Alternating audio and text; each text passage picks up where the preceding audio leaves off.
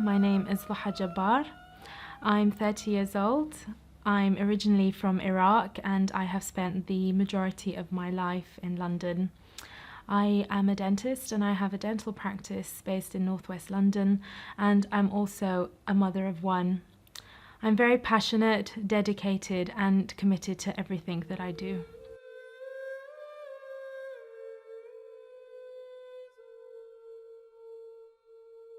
If you'd asked me a few years ago, or maybe whilst I was studying dentistry, whether I saw myself being a practice owner, I would have probably said, no, never, that's not what I want to do. I've always been very passionate about academia, and after graduation, my dream was to pursue further education in dentistry and end up as a consultant in the restorative field.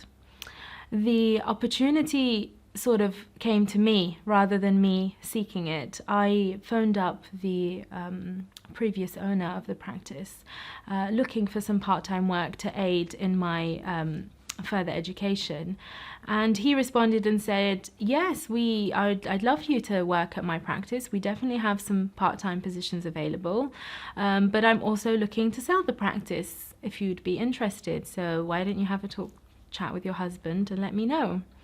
And I just sort of remember thinking, yeah, okay, inshallah, and not giving it much more thought until I spoke to my husband that evening and he kind of jumped at the opportunity.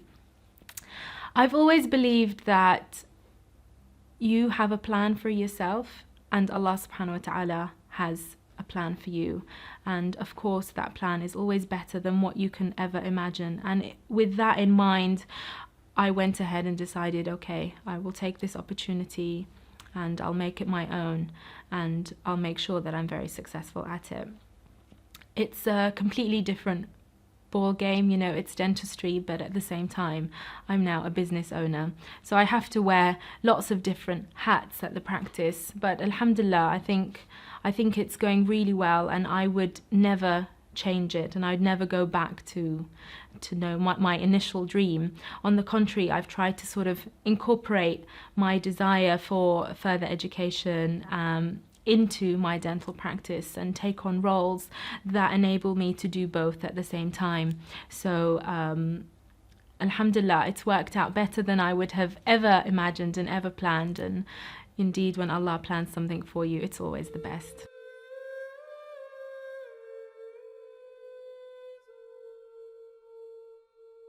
It's a whole host of different emotions. I remember initially it was excitement with a bit of apprehension, because at the end of the day the buck ends with me. I can't go over to anybody and say, you know, this is not working, that's not working, you know, if we have staff issues, it all comes down to me. So the responsibility is really high, but the amazing thing about it is that I can make it my own, because it's my practice. I can bring in the equipment I want, I can put the ethos in place that I want, I can make sure that we treat the patients in the best way possible, and I can train my staff the way that I want to make sure that patient care is our utmost priority. And sometimes when you're working somewhere, it's very hard to instill those changes, but when you are the owner, ultimately you can decide what you want to do. The downside is, you know, there's no such thing as holidays. You know, if I go on holiday, I have to check my emails, I have to be on call, I let all my staff know, you know, if anything happens, call me. And I remember when I was an associate, so I was someone who worked at a different practice, and it was lovely because you ended the day at 5 o'clock and, you know, the place could blow up overnight and it wouldn't really matter to you because it's not your responsibility. But it's very different now. You know, if something goes wrong, I need to know about it. I need to be there. Actually, I think I was about 7.5 months pregnant, and I had to go in and fix something and take out the plumber's tools, and something had broken down in the practice that immediately needed my attention. So I had to go and look to it before we could call an engineer. So that's the kind of challenges faced with being a business owner. And I'm sure it's not just, you know, dentistry. It's any business that you own. You have to be there 24/7. But I also believe that responsibility, inshallah, will not be kind of a lifetime, for the first few years, if I put the right systems in place and if I make the right changes, then hopefully one day it will run itself and I can kind of just focus on doing dentistry.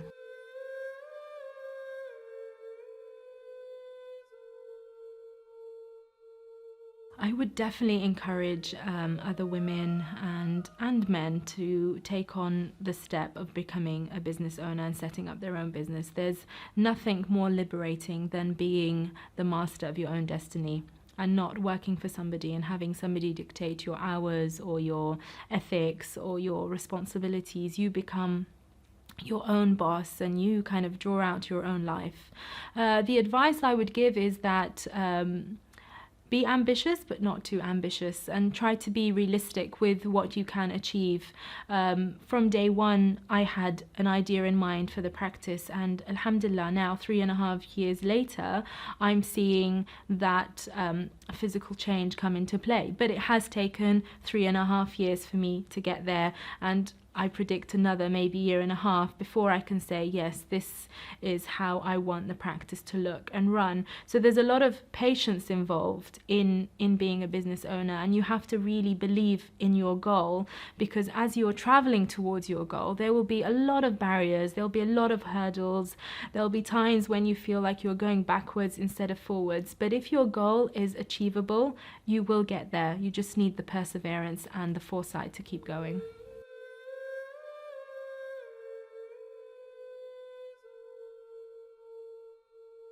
Ever since I can remember, I was always pushed in my education.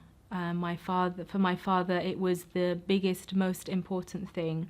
Coming from a refugee family, my parents were refugees in this country, and my father had escaped the Ba'ath regime.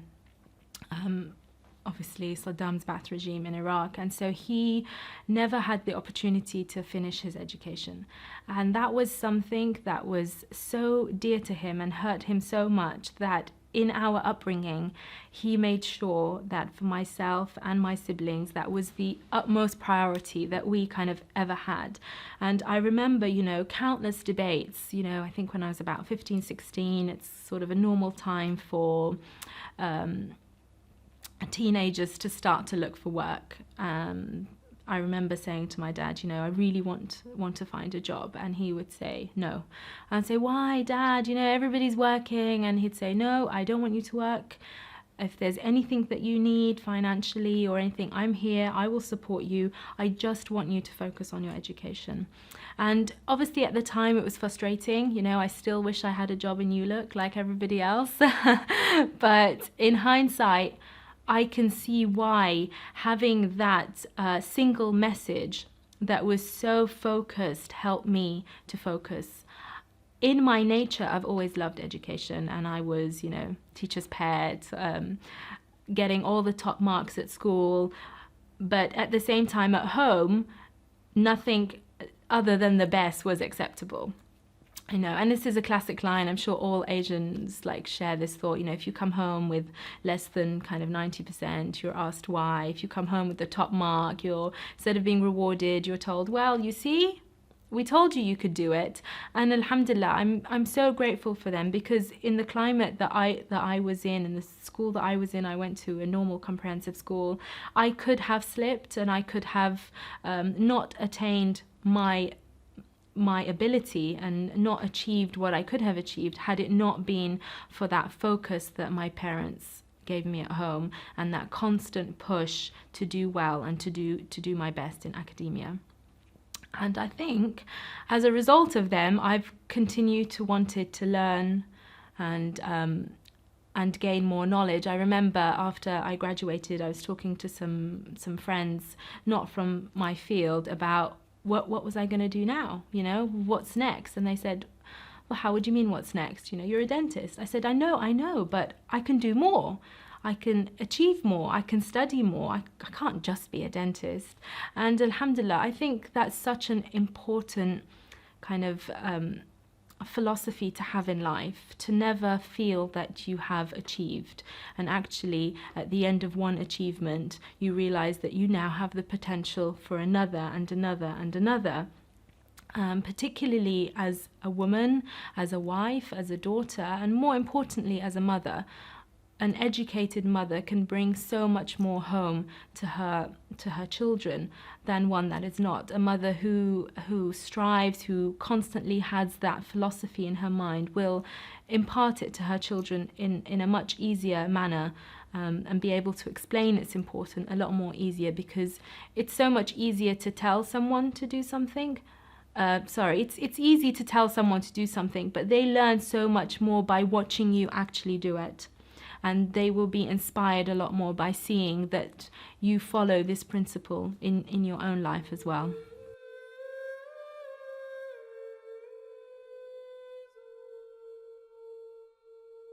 I was sort of very much like, it's okay, we have time, I want to achieve X, Y, Z.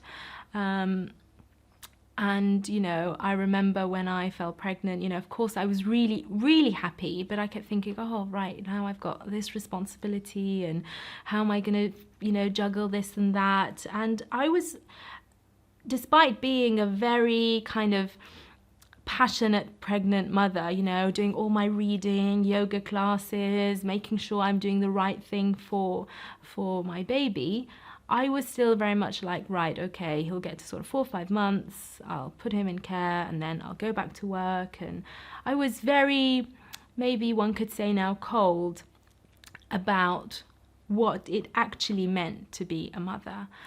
And wow, what a change. I mean, I have turned 180 degrees from someone who was so sure of what I would do when I became a mother. I was completely perplexed. I was completely lost, and I was completely upset to actually go back to work. And that became sort of a constant struggle because I valued my role as a mother so much. I mean, it completely changed my life. It completely opened my eyes to the meaning of life and to this miracle that was now in my hand and that I was responsible of. And I think it was the responsibility of raising this precious child whom I could see his innocence. I think the most special thing about motherhood for me was that I really could see fitrah. We talk about fitrah, that kind of innocence that we have inside us that connects us to Allah subhanahu wa ta'ala, that helps us know what's right and wrong.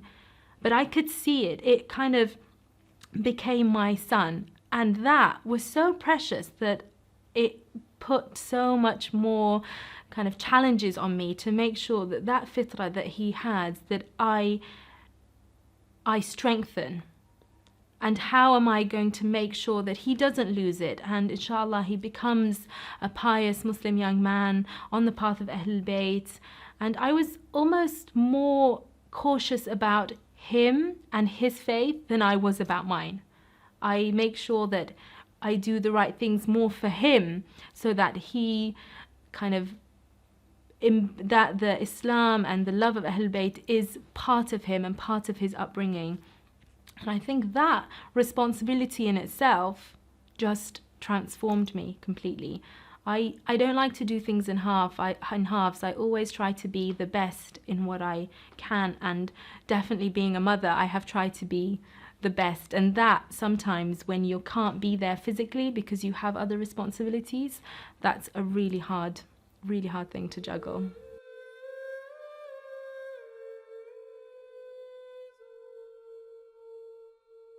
Central thing in my life is charity.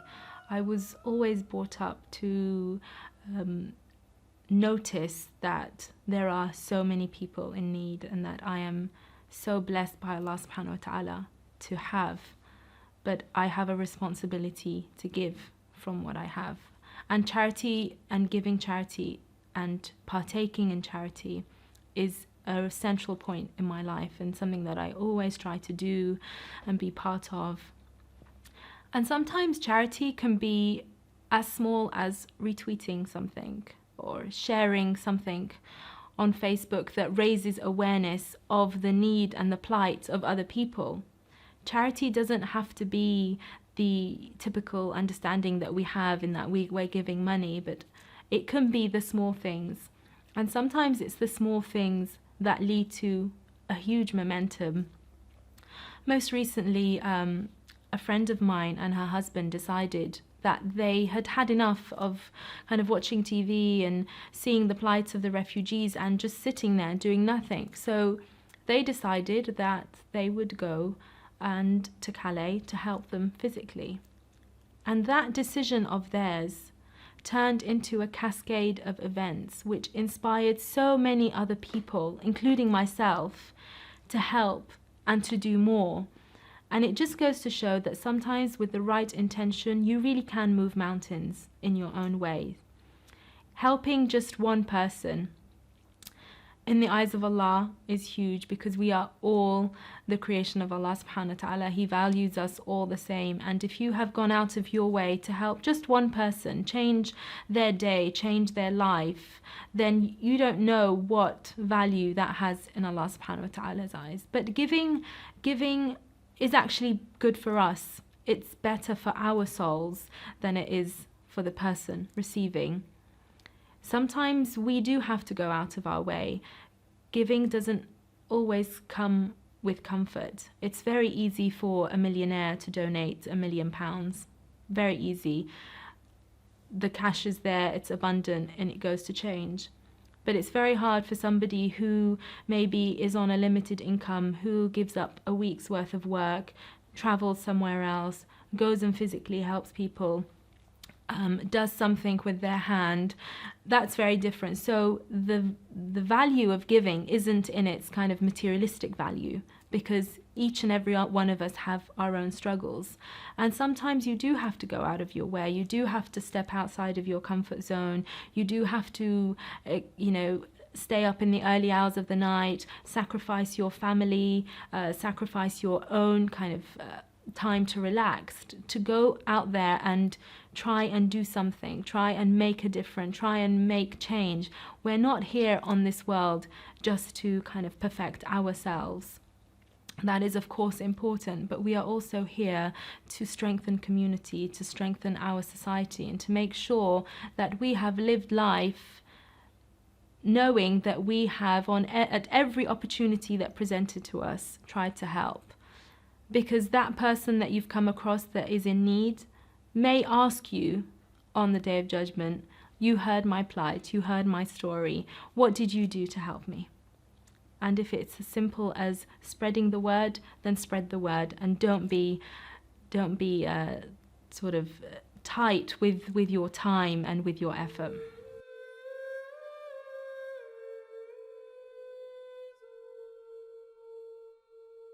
I've always believed that getting married is an extension of your own family. You have not only gained, a husband, you've gained another mother, another father, another extended family. And that is a notion I've always carried very close to my heart. I've never understood why people are apprehensive about, mother-in-laws and things like that. Because I thought, well, if a mother loves her son, then why wouldn't she love the woman that he's chosen to spend the rest of his life with? And alhamdulillah, I was very, very fortunate to have an exceptional mother-in-law.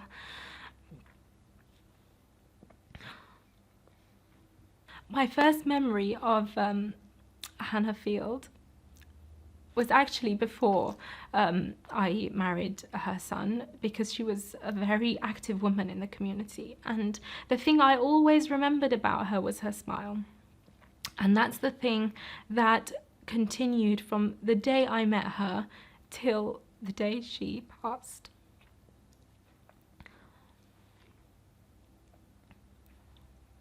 A lot of people know that I don't like to refer to her as my mother-in-law, because of the unfortunate negative attributes that our communities associate with such a position. She was just like a mother to me. She always treated me with the utmost respect, love, compassion, and she always just genuinely cared about every little thing that mattered to me. Whether it was something small or big, she showed a genuine interest and a genuine respect to my life and my wishes. And the only thing she ever wanted was to know how she could help me. Dhuha, how can I help you with this? Dhuha, what do you need help with? If I ever sat down and presented a problem to her, say something happened at the practice or I wasn't sure of, she would just start brainstorming in the air. Okay, have you thought of this? Have you thought of that? And that was something she did from day one. She never once made me feel like I wasn't anything but her daughter. I lived with her for 2.5 years, and I think just the duration itself is testament to how amazing our relationship was. She was always looking out for me and my husband and her other children and her other in-laws and the general public as well. If there's any advice that I can give to anybody getting married is treat them like your mother. Treat your mother-in-law like you would your mother, and you try to build that relationship. I was very fortunate to have a mother-in-law who valued that and who believed in that as well. She treated me like her daughter. I remember when I was getting engaged, it was her and I, for a whole week, we spent it from morning to evening just decorating the house. My husband at the time was abroad, and she was so passionate about the decisions that I wanted, you know, what color I wanted, whether I liked this particular fabric. She was so passionate about it, so excited, and she respected every decision that I made. She loved us immensely, and it's very hard when you see a person like that to not love them equally and to not value them equally. She taught us, I think, in her life, she taught me a lot about what it actually means to be a wife, what it means to be a mother, what it means to be a working mother, because she, until her last day, was a working mother. But in her passing, she's left me in awe at her spirit, at the way she had won over so many people, at the fact that there is nobody who has a single negative thing to say about her. And that in itself is such a big achievement, but also a testament to the genuine nature of her character. I have lots of memories with my mother-in-law, and amazingly they're always filled with giggles, because she was so kind of known for her laughter. You know, even in the hospital bed she would be laughing and making jokes and just making sure that everyone around her was comfortable. But I remember when I was graduating for my diploma at the Royal College of Surgeons, she was so excited. You know, I think it only had been just under a year of me being married and being part of the house, and she was just elated. And she a week before the ceremony, she asked me, she said, "Dhuha, what's the colour of your gown?" And I said, "Oh, Khala, it's going to be red." And she said, "Okay." She made sure that she was matching and that my father-in-law wore a matching tie. And it was just so beautiful, because she was so happy for me and happy for my husband. And that was her at every stage of our life, at everything we did. She showed nothing but happiness and gratefulness and appreciation and respect. And I really miss her. And I know that she's in a better place. But I miss her presence, I miss her wisdom, and I miss her smile. And I miss the fact that she's no longer there to be my mum, but also a grandma to my son. But I will make sure that he knows about her and knows what an incredible woman she was.